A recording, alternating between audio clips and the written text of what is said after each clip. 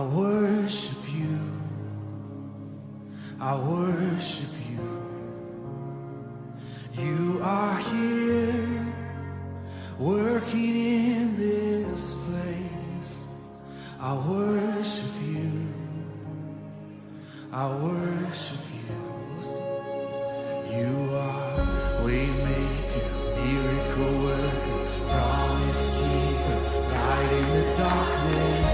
My God, that is who you are. You are waymaker, miracle worker, promise keeper, light in the darkness. My God, that is who you are. You are here, touching every heart.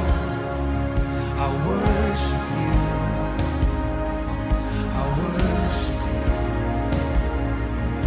You are here, healing every heart. I worship you. I worship you. You are here. You are here, turning lives around. I worship you. I worship you. You are here. You are here. You're mending every heart. I worship you. I worship you. You are waymaker, miracle worker, promise keeper, light in the darkness. My God, that is who you are. You are, yeah. Waymaker, miracle worker, promise keeper, light in the darkness. My God, that is who you are. Yeah, that is who you are. Oh, that is who you are. Oh, that is who you are. Oh, that is who you are. We declare that is who you are. Oh, that is who you are. Oh, that is who you are. That is who you are. Even when I don't see it, you're working. Even when I don't feel it, you're working. You never stop. Yeah, you never stop. Yeah, I can. Even when I don't see it, you're working. Even when I don't feel it, you're working. You never stop working. You never stop. Oh, one more time. Even when I don't see it, you're working. Even when I don't feel it, you're working. You never stop. Hey, 'cause you are waymaker, waymaker, miracle worker, promise keeper, light in the darkness. My God. Oh, come on, one more time with all you got. You are waymaker, miracle worker, promise keeper, light in the darkness. My God, that is who you are. Oh, one more time, you are waymaker, miracle worker, promise keeper, light in the darkness. My God, that is who you are.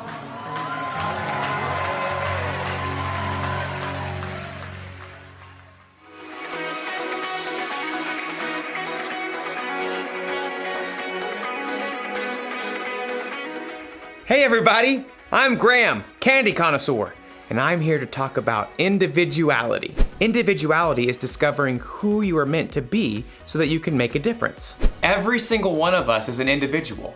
We were all made by God in our own unique ways. When you look at yourself in a mirror, you can see all the work that went into making every little detail. I see you! And it's not just what you look like that makes you an individual. Your whole personality sets you apart from everyone else in the world. You should really look at yourself sometime. Really look at yourself inside and out. Like when I look at myself, I think I'm pretty cool. Like a big bowl of ice cream. And there are things about myself that I like. I love that I'm good at problem solving. I have this ability to understand when something is wrong and immediately think of ideas to fix it. Oh, and I like that I'm funny. Like, have you ever heard of this one? Knock, knock. Oh, right. I need someone in the room for that joke.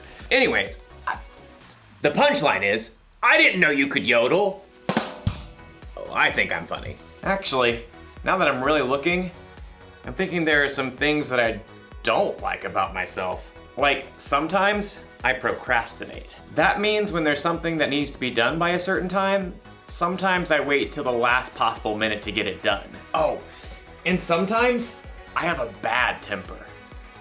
When someone disagrees with me about certain things, I can get really angry really fast. And sometimes, not all the time, but sometimes I can be really selfish. There. A little cool, a little gross, and a lot messy. That's how I can see myself sometimes. Maybe you see yourself that way. Well, after today's story, you might discover that there's a whole new way to see yourself. Yeah, right. Like I'm really gonna eat that. See? I'm funny. The Bible. It's 66 books of history, stories, letters, and poetry that fit together to form God's one big story. The epic adventure of how He created us and loves us so much that He made a way to rescue us. As we travel through the Bible, from Genesis to Revelation, we discover people who met God and found their lives changed forever. Now, for an amazing story. Inspired by the book of Matthew, chapter 9, verses 9 through 13. Everyone in the shore town of Capernaum knew who Matthew was. You may also call me Levi. But few people actually liked him. Well, that's rude. Truth is, Matthew had put himself in an awkward situation. He was Jewish, like his relatives and friends, but he chose to work for the hated Roman government. Just trying to make a living. Matthew was a tax collector for the Romans, and tax collectors were known to lie about the amount of money people owed. 5 gold pieces. But it was only 3 last year. 5, and not a shekel less. After collecting money, the tax collectors would keep the extra for themselves. Many of them grew rich by robbing the poorest people in their towns. In fact, tax collectors and sinners were considered to be the same thing. Hey, I work hard. But no matter how hard Matthew tried to polish his own image, deep down, he knew how others saw him. He heard their whispers as he crossed to the other side of the street to pass his booth. I do not know how that man sleeps at night. He's the worst, doing the Romans' dirty work. But one day, the crowds of Capernaum were full of different news. Did you hear about Jesus of Nazareth? The rabbi? He's not only a teacher. This morning, he made a lame man walk. That's just talk. My son was there. He saw it with his own eyes. The whole city was ablaze with the story, and even Matthew, who was tucked away in his tax collector's booth, was fascinated. Maybe the man just had a limp or something? Oh no, this Jesus has real power. He cares about people. Well, maybe. Anyhow, you owe 3 gold pieces. 3? How are we supposed to eat for the rest of the season? Take it up with the governor. I'm just doing my job. I bet Jesus would have something to say to you. Next. Within a short time, the market became even more crowded. Jesus! Jesus is coming this way! From his booth, Matthew craned to see. Though he was curious, deep down, he had to admit that no rabbi would have kind words for him. I'm a fool. Even my own people hate me. Suddenly, the crowds parted. Just down the street, Matthew could see a tall man with a rugged face and piercing eyes. A group of common fishermen followed at his heels. It's Jesus. Matthew watched, waiting for the rabbi to pass him by. Instead, Jesus stopped right in front of Matthew's booth. Rabbi? Jesus looked directly at Matthew. reading every single thought in his heart. Nice day? Not too hot. Not too cold. Jesus kept his gaze fixed directly on Matthew's face. Come, follow me. Shocked, Matthew looked around. The crowd has fallen away. Who? Me? Jesus nodded. Matthew gaped. He had no doubt in his mind that Jesus knew every single thing about him, even everything he'd done wrong. But still, Jesus wanted Matthew to join him. Oh, well, yes. Matthew found himself leaping up from his seat and rushing out of his booth to join Jesus on the street. It's, nearly dinner time. Would you like to eat at my house? To Matthew's amazement, Jesus and his followers turned their steps towards Matthew's home. Quickly, Matthew sent out word to everyone he knew. Come to my house for dinner. Matthew, who had expected to eat alone, found himself hosting the most famous rabbi in town for dinner, along with a ragtag group of fishermen, tax collectors, and other outcasts.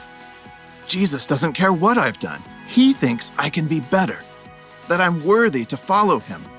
But while Matthew rejoiced to discover his brand new identity, the city's religious leaders were horrified by what Jesus had done. They sidled up to Jesus' disciples. Why does your teacher eat with tax collectors and sinners? You know, that's a great question. Jesus overheard the religious leaders and answered the question himself. Those who are healthy don't need a doctor. Sick people do. I have not come to get those who think they are right with God to follow me. I have come to get sinners to follow me. Preposterous. From then on, Matthew followed Jesus everywhere. With his own eyes, he had seen more of the things that Jesus had done than nearly anyone else. Near the end of his life, he wrote down all the stories he had witnessed and gathered so that others too could know Jesus.